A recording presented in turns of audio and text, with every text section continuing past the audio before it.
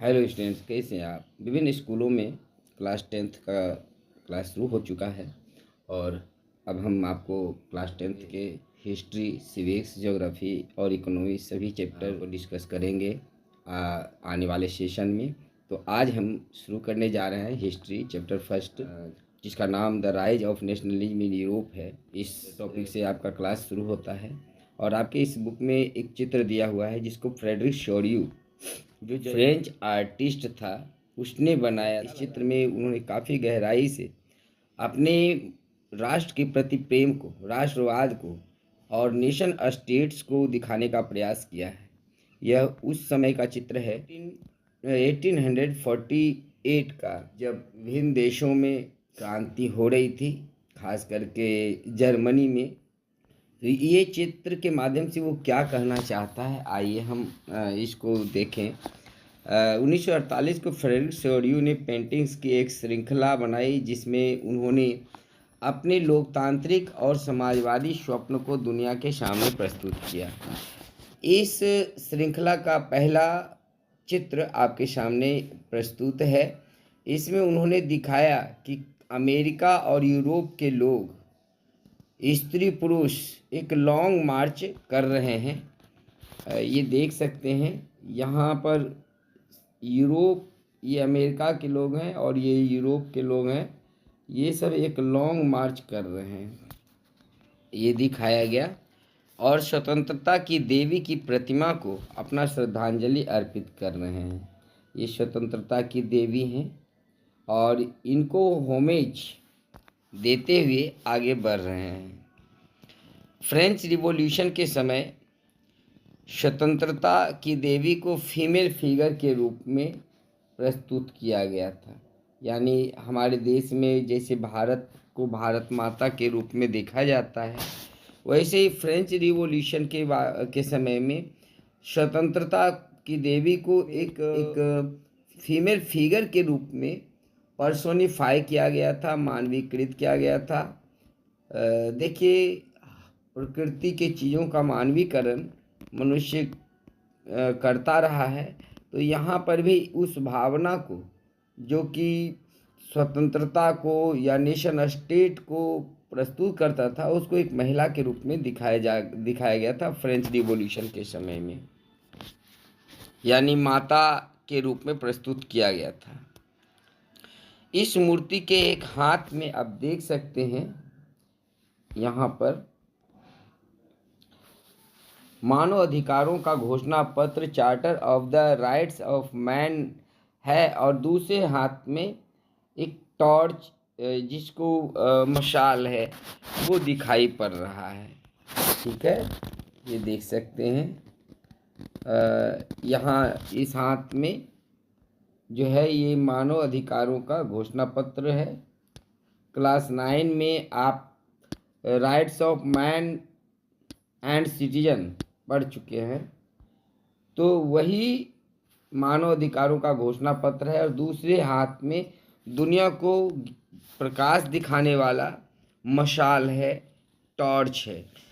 धरती पर इस चित्र में बहुत सारे अवशेष दिखाए गए हैं। यहाँ पर आप देख सकते हैं, ये जो चीज़ें हैं ये निरंकुश राजतंत्र के अवशेष हैं। यहाँ मुकुट आपको दिख रहा होगा, ठीक है, और बहुत सारे जो एब्सोल्यूट मोनार्किज्म था, जो एब्सोल्यूट इंस्टीट्यूशंस थे, उसके अवशेष दिखाए जा रहे हैं। यानी कि लोग अपने उस राजतंत्र के चोले को कबाड़ में फेंक चुके हैं। ये कहना चाहता है जो फ्रेडरिक शोरियू है, वो इस चित्र में यही दिखाना चाहता है कि अब वो युग समाप्त हो चुका है जब लोग राजतंत्र में जिया करते थे। अब डेमोक्रेटिक एंड सोशल रिपब्लिक का युग है और लोगों को इस तरह से राजतंत्र को उखाड़ फेंकना चाहिए। शोरियू के कल्पनादर्शी चित्र में अलग अलग राष्ट्रों के लोग अपने राष्ट्र के झंडे और राष्ट्रीय पोशाक पहने हुए स्वतंत्रता की देवी से गुजरते हुए दिखाए गए हैं। देखिए, जितने भी यहाँ से जो आ रहा है, ये लॉन्ग मार्च कहाँ देख सकते हैं, यहाँ से ले करके ये लॉन्ग मार्च पर हैं। सभी देश के लोग अपने अपने देश के राष्ट्रीय ध्वज को हाथ में लिए हुए हैं। ये देखिए यहाँ पर आपको अमेरिका का राष्ट्रीय ध्वज है, फ्रांस का राष्ट्रीय ध्वज है, स्विट्ज़रलैंड का राष्ट्रीय ध्वज है। तो सभी जर्मनी के लोग अपने हाथ में राष्ट्रीय ध्वज लिए हुए हैं। इसके साथ साथ सभी देश के लोग अपने अपनी पोशाक पहने हुए हैं, जो इस बात को इंगित करता है कि पूरे यूरोप के लोग, अमेरिका के लोग अब डेमोक्रेटिक एंड सोशल रिपब्लिक अपने देश को बनाने के लिए कृत संकल्प हैं और वो इस मार्च पर आगे बढ़ रहे हैं। सबसे आगे संयुक्त राज्य अमेरिका और स्विट्जरलैंड के लोग हैं।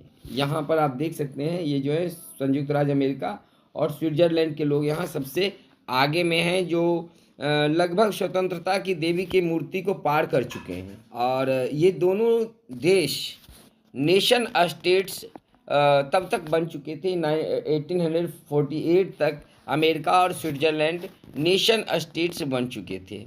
इसके बाद रिवोल्यूशनरी फ्रांस का चित्र इसमें दर्शाया गया है और यहाँ के लोग तिरंगा अपने हाथों में लिए हुए स्वतंत्रता की देवी के पास पहुँच चुके हैं। यानी यहाँ पर ये जो चित्र आप देख रहे हैं ये फ्रांस के लोगों का चित्र है, ठीक है। और वहाँ उस समय फ्रांस में लगभग देखिए 1789 में ही फ्रेंच क्रांति हुई थी और ये तब से लगभग 50 साल के बाद का चित्र है। हालांकि उस समय फ्रांस में राजतंत्र ही था, लेकिन लोग उसको उखाड़ फेंकने की स्थिति में पहुंच चुके थे, इसलिए उसको स्वतंत्रता की देवी के पास दिखाया गया है। इसके बाद जर्मनी के लोग लाल और सुनहरे रंग के झंडे लिए हुए आते हुए दिखाई दे रहे हैं। यहाँ पर ये देख लीजिए,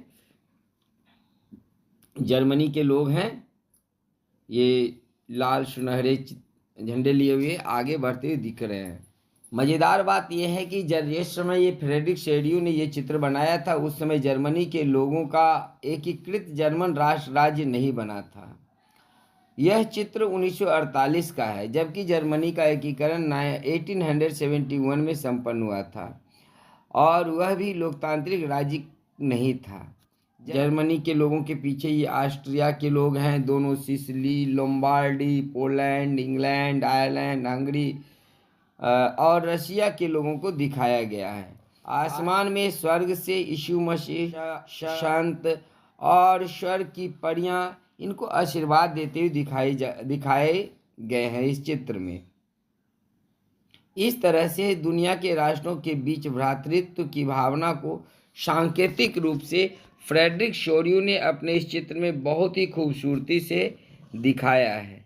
कहते हैं एक चित्र 1000 शब्द के बराबर होते हैं और यह चित्र उसका सबसे सुंदर उदाहरण है कि फ्रेडरिक शेड्यू ने अपने डेमोक्रेटिक और सोशल रिपब्लिक के सपने को इस चित्र के माध्यम से दुनिया के लोगों के सामने बहुत ही खूबसूरत ढंग से पेश किया है।